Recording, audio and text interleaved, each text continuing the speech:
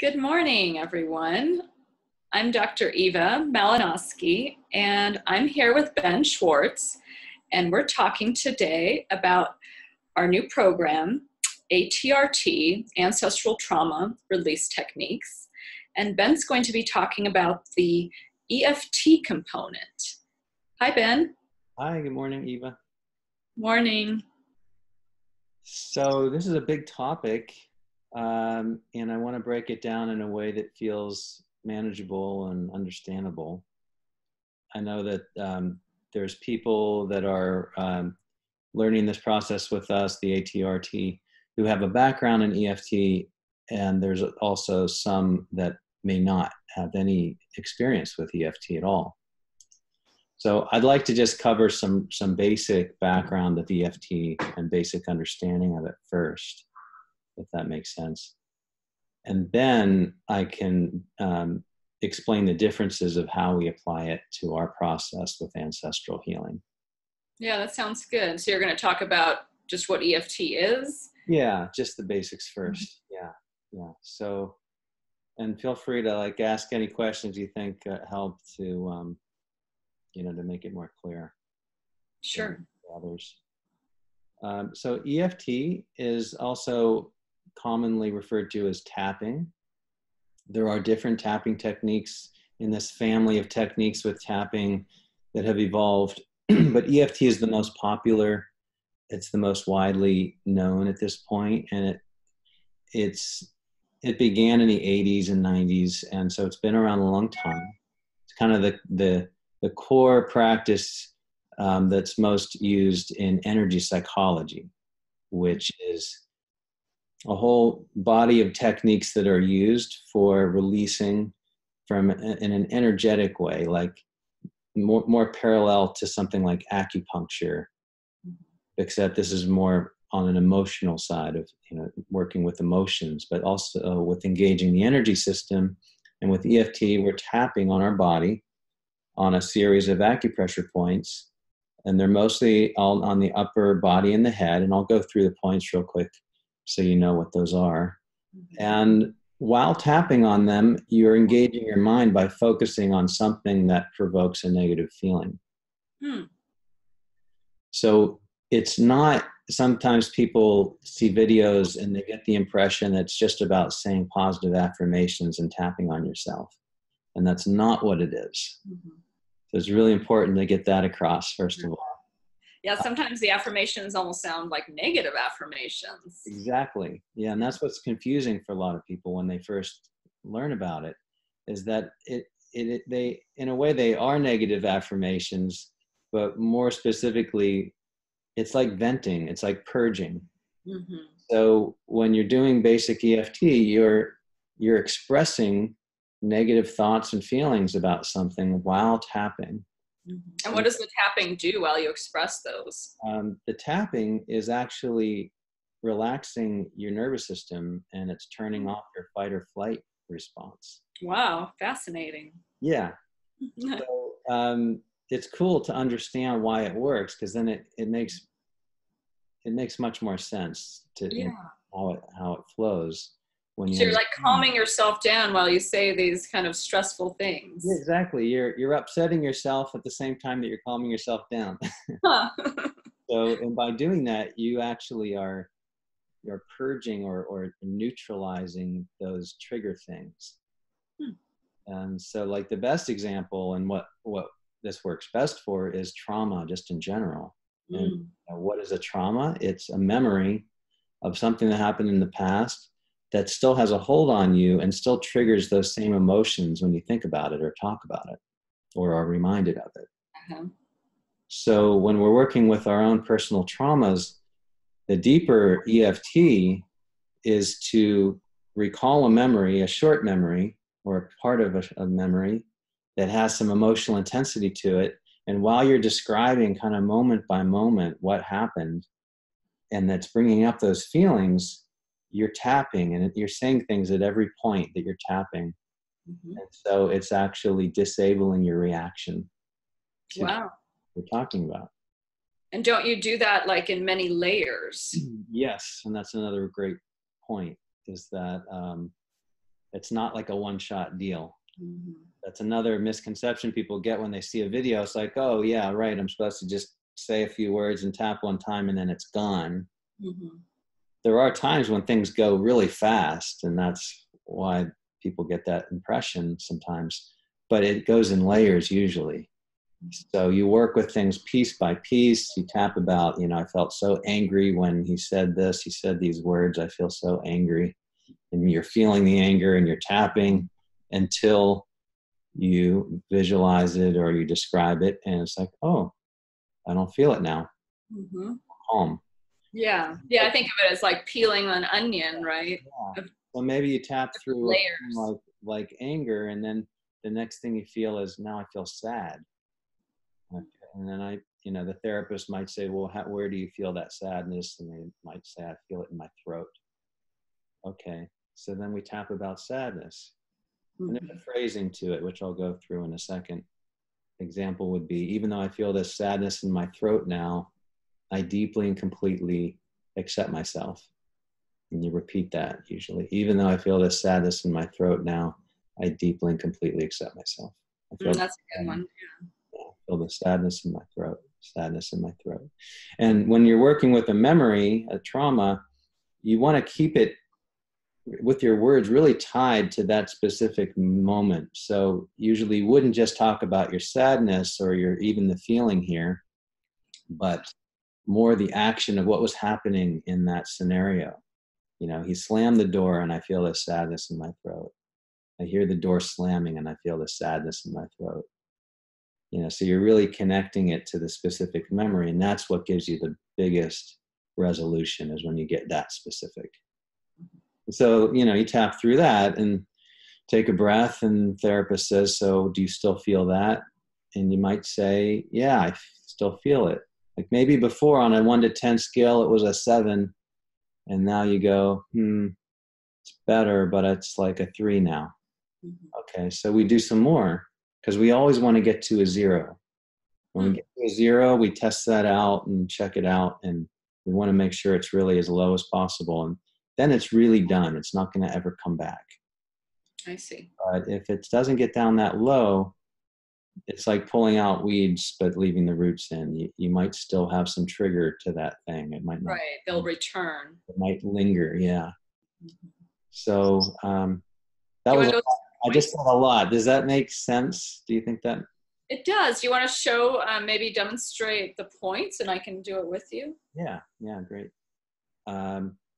And of course, there's lots of videos out there, and in the mini course that we offer in our program of me doing some basic EFT is another great way to go through that and learn the points to review them.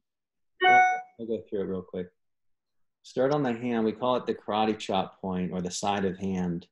And really specifically, it's at the end of this line here that you want to tap, but there's another point lower down. So if you used all your fingers and you tap the whole side of your hand, that's the best. You'll be getting all those points, those 2 points there. Yeah.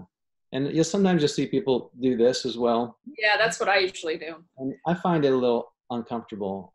Okay. I just figure that I'm really getting all those points. Yeah, getting it good. And it's fine either way. It's just personal preference. And so here, I'll explain this in a minute too. We say a phrase like I did a minute ago. We say it usually at least twice, and it's sort of an intro, kind of opening up to the thing you're going to work on.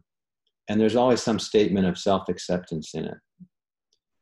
And if people have difficulty saying I accept myself, or I love myself, or I love and accept myself.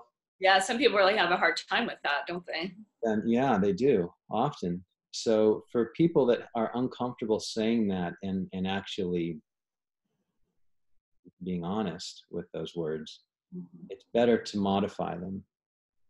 So you would say something like, even though I feel this anger, I accept my feelings for this. Even though I feel this anger, I accept my feelings. Yeah, or I accept that it's what I feel in this moment. Except it's what I feel in this moment. So you're still using the person repeat back to you, right? Or follow you? A call and response kind of a feel. Of course, you can use this on yourself too, privately. So then you're just speaking to yourself. But if you're doing it with a therapist or practitioner, then they're leading you. They say the words and you repeat them. And so that little nuanced thing of if they have difficulty saying I accept myself or I love myself, you can just work around it and still have an attitude of acceptance, but what they're accepting is just this is what they feel. Okay. And that works. So after repeating that, then the rest of the points, we do what we call reminder phrases. And that's where we're emphasizing mainly the negative feeling or thought or the detail of a memory that we're working on.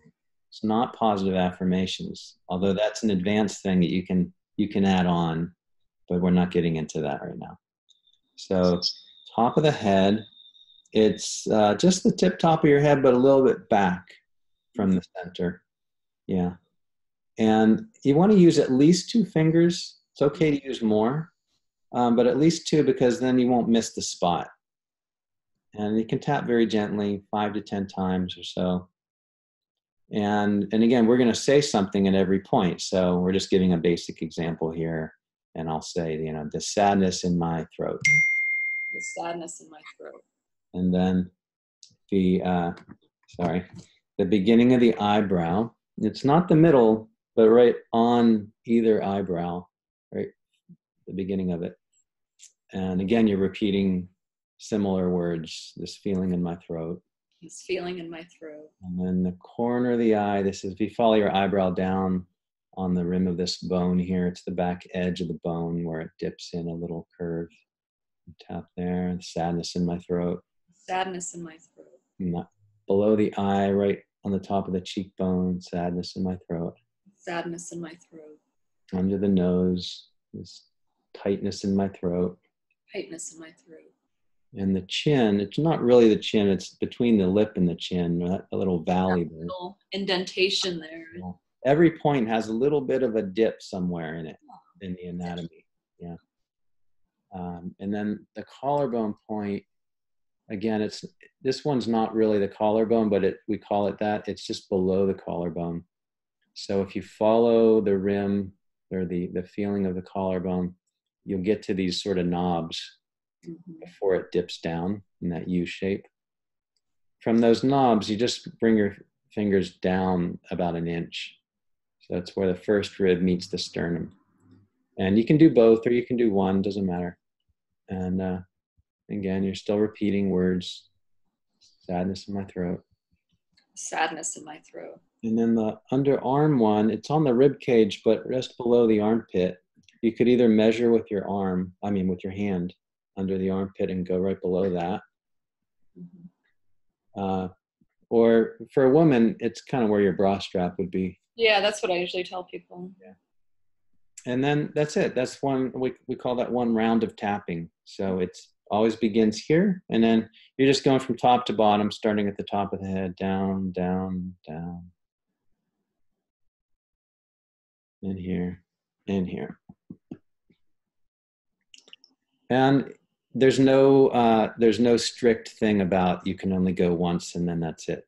But that's usually enough to reassess how you're feeling now, and then we might do another one, starting again here, kind of a repeat of. I see.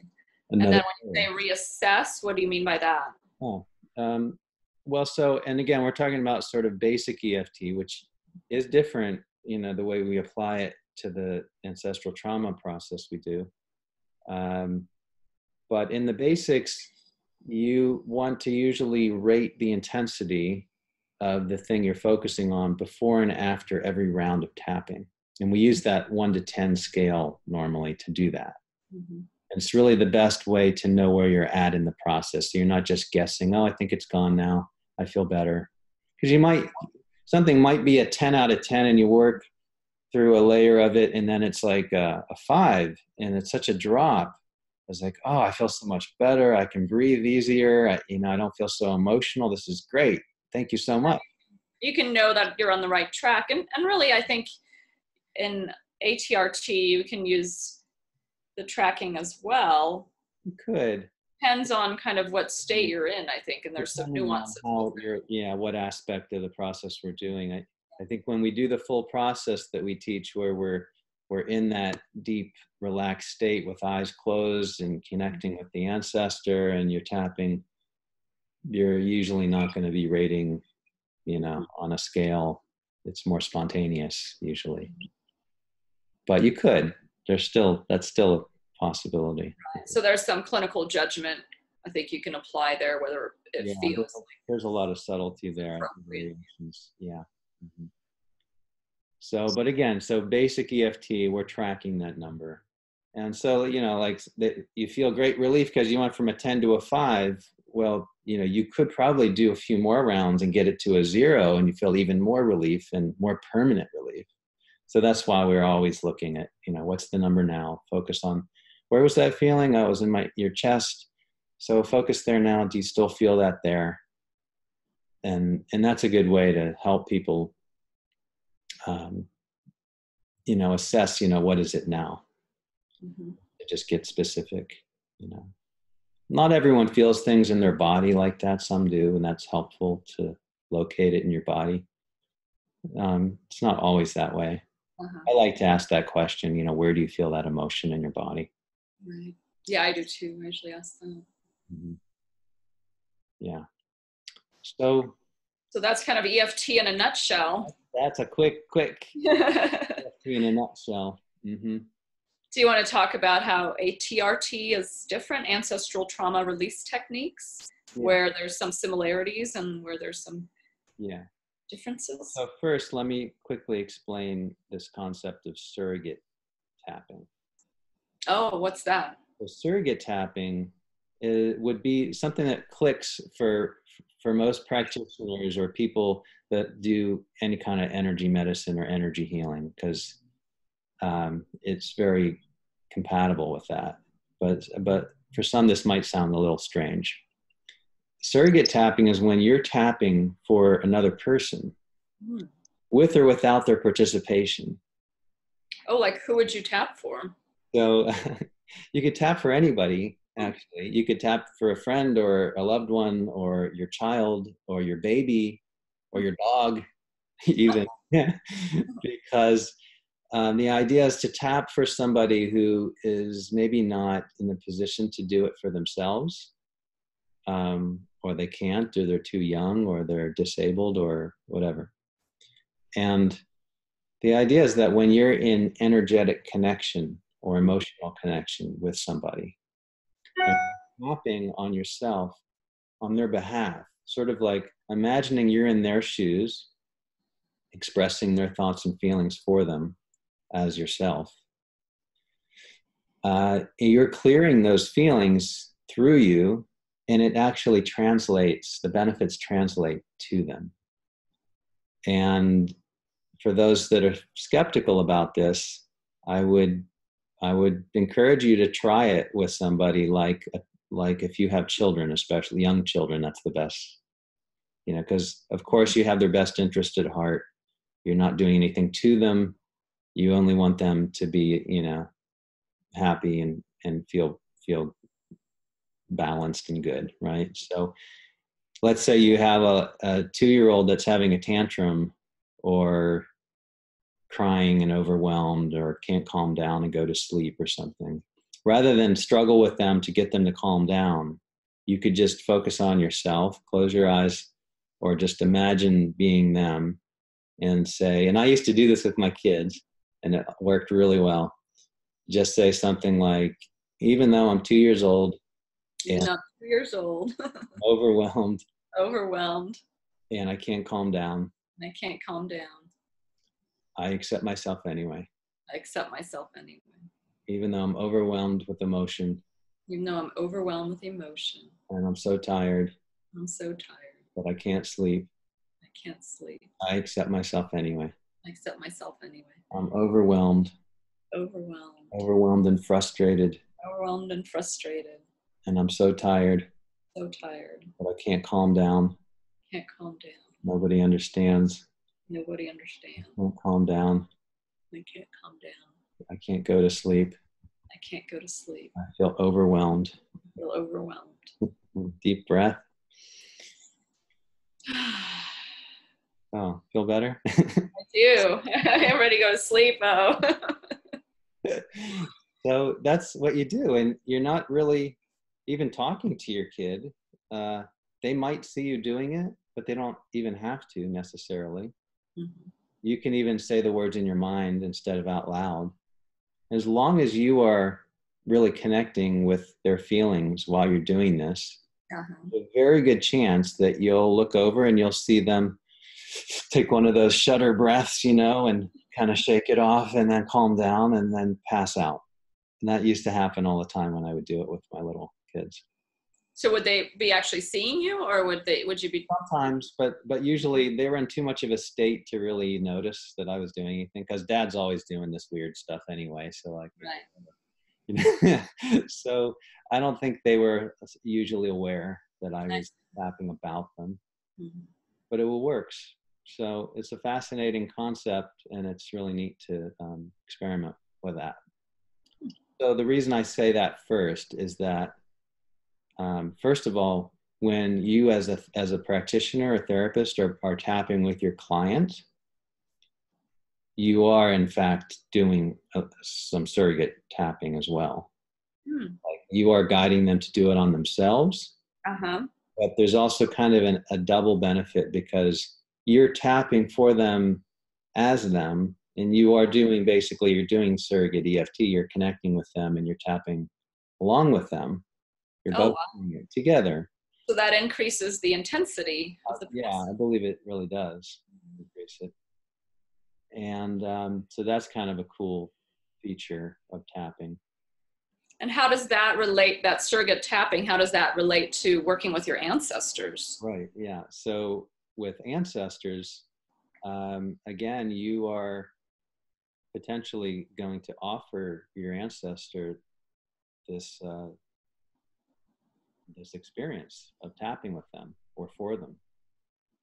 So while you're, in that state, possibly lying down with your eyes closed, having gone into another realm where you're connecting with your ancestor, maybe having a conversation with them, seeing what they look like, what they feel like, what their experience is. Maybe they're telling you about an experience, or they're showing you maybe in pictures what they've experienced of a trauma, and you're feeling empathy for that. You can say, can I do this tapping process with you to help you release this pain, as an example? And they might say yes. And then you can tap surrogately for them in their presence. You're tapping for the ancestor. Yeah. How does that work? So it works just like in real life, as if you're working with your client. Now your ancestor is your client, in a way. Of course, it's also for your benefit, because that's the whole reason we're doing this, is because you're carrying some pattern that came from them. Right. And that energy of your ancestors is present in the etheric. Totally. Yeah, it doesn't really go away. Like our energy is never destroyed. Right. And in your body, literally, because the whole epigenetic aspect of inherited trauma, it's like we're in the pattern of trauma that they comes from their experience, so there's all these layers of what that can mean. And so we're connecting with them and we're tapping through, even though the town was invaded, and bombs were falling, and it was so frightening, and I still feel that. I deeply and completely accept myself. And you're tapping for their trauma that they went through, that's still energetically and epigenetically affecting you in the present. Yeah. So it's like you're healing backwards as well as yourself. And then I would say also, like, for your children, your future generations, you're also healing the pattern for them. That's another, gives me chills to think about, because it's such a powerful idea. And it's very, very true. Is that just as you carry the genetic markers of their past trauma, and as you're going through this process, you are changing those markers to the positive, that gene expression. And by doing that, then anyone that moving forward gets the benefit of that of that shift, of Mm-hmm. positive clearing. So yeah, it's good for everybody. Yeah. Yeah. So there's, there's all kinds of nuances to how you can tap with your ancestor or for them or about them or about your own feelings that relate to them. Mm-hmm. So this is what we'll get into later with, these different Mm-hmm. angles to come at it with tapping in this process. But The basic idea is that we're being a surrogate for our ancestor and helping them release this pain and trauma that's been maybe passed down even through many generations. exactly. So yeah. Okay. Well, thanks for sharing all that, Ben. That was so interesting. Yeah, you're very welcome. And we look forward to connecting with all of you in our next video, and be sure to check out the link below if you're interested in the ATRT Level 1 training. We begin that training September 10th. So make sure you sign up. And if you have any questions for us, there will be our information that you can reach out and get more information on what the class will be like. So we look forward to seeing you again soon. Thank you.